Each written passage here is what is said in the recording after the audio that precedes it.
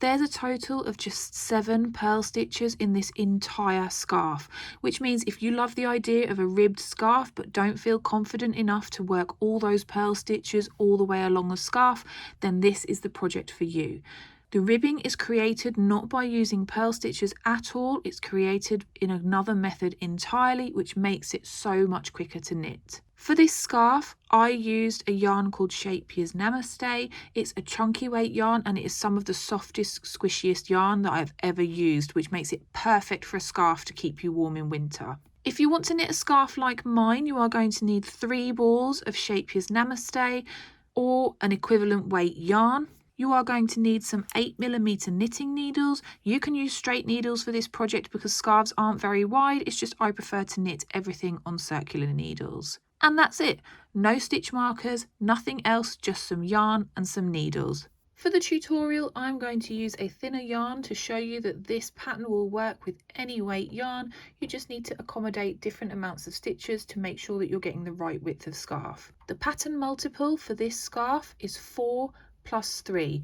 That means that you need to cast on a multiple of 4 and then add on 3 stitches. And if you find it easier, you can just count 4, 4, 4, 4, 4, and then when you've got enough width, you add on 3 stitches at the end. For the scarf you saw in the introduction, I cast on a total of 31 stitches, so that's what I'm going to do with my sample today, but obviously because I'm using thinner yarn, my scarf will be a lot less wide. I like to use the long tail cast on method, and for this scarf I would recommend that you choose to use it too, but if you're really against using the long tail cast on, then you can use whichever cast on you prefer. This scarf consists of just a 2-row repeat, so you only have 2 rows to remember and they are very similar, so it's really not a complicated pattern to get the hang of at all, especially if you are a beginner. Row 1, you want to start your row by knitting the first 3 stitches.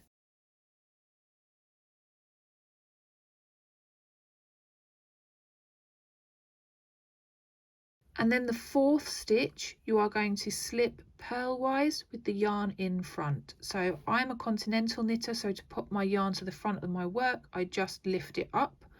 Then I'm going to slip my stitch purlwise, so I'm going to pop my needle into my stitch as if to purl, so that's from right to left, not from left to right. Slide it onto my right hand needle and then pull my left hand needle out, and then I lift that working yarn over the stitch so that it is in front of the stitch. Can you see? And then you are going to knit 3.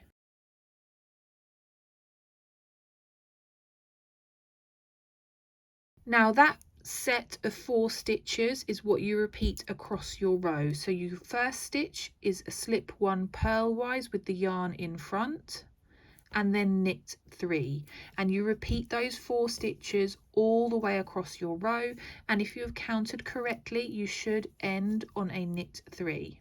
Row 2 is extremely similar to row 1, but we need to change the position that we slip our stitches in order to achieve that ribbing effect. So you want to start row 2 by knitting the first stitch.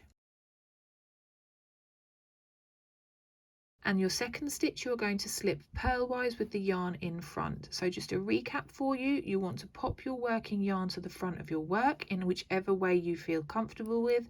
I just like to lift it and hold it on my right hand needle. Then you are going to slide your right hand needle into the next stitch as if to purl, so that's from right to left, not from left to right. Once it's firmly on that right hand needle, you can just slide your left hand needle out, and then make sure that you lift this working yarn over so that it is running over the front of that stitch, not behind it.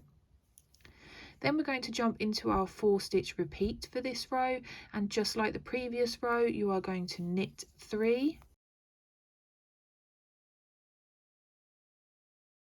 and then slip 1 purlwise with the yarn in front. And you want to repeat those 4 stitches all the way along your row until you have 1 stitch left to work, and that should come after you have slipped 1 purlwise with the yarn in front. So work all the way along until you've got just 1 stitch left to work. That final stitch of row 2 you are just going to knit. And that completes your 2-row repeats. It really is that easy. Let's go over it once more so that it's firmly ingrained in your mind. Row 1 starts with knitting the first 3 stitches.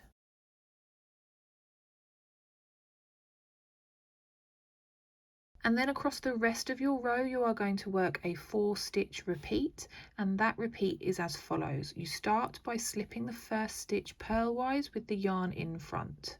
That's the really important bit. You must remember to have the yarn at the front of your work when you slip that stitch. And then you are going to knit the next 3. And you're going to do that all the way across your row until you hit the end of your row. And if you have counted your stitches correctly, that should come at the end of a knit 3. Row 2 starts with knitting the first stitch and then slipping the second stitch purlwise with the yarn in front. And then your 4-stitch repeat for the rest of the row until you have 1 stitch left to work is knit 3 and slip 1 purlwise with the yarn in front. And you should come across that final stitch so that when you hit 1 stitch left to work, that should be after a slip 1 purlwise. So work your way along your row and you should come to the final stitch after a slip 1 purlwise with the yarn in front. The final stitch of the row you just want to knit. And there we go. That is the recap of your 2-row repeat, and let's make this sample a little bit bigger so that you can see that ribbing starting to form, and I can talk you through how you cast off with a little bit more work to show you. The last part of the scarf that we need to work is the cast off to get it off our needles, and you want to work your cast off on a row 1 repeat. So work your rows 1 and 2 over and over, but when it comes to casting off, you want to be on a row 1 repeat. I'm going to walk you through the first part of this cast off because we are going to cast off in a knit 3 purl 1 pattern. So although it's worked in a really similar way to a basic knitted cast off, I'm just going to show you how you can keep track to make sure that you get those purls in the right place. If at this point you don't feel comfortable working purl stitches and you are somebody that has wanted to knit this scarf to completely avoid having to work any purl stitches, then please go ahead and just cast off knitwise. It won't make that much difference. So as I just mentioned, we're going to cast off in a knit 3 purl 1 pattern. So that starts by knitting the first 2 stitches, and that is 2 of your 3 knit stitches that you need to work before a purl.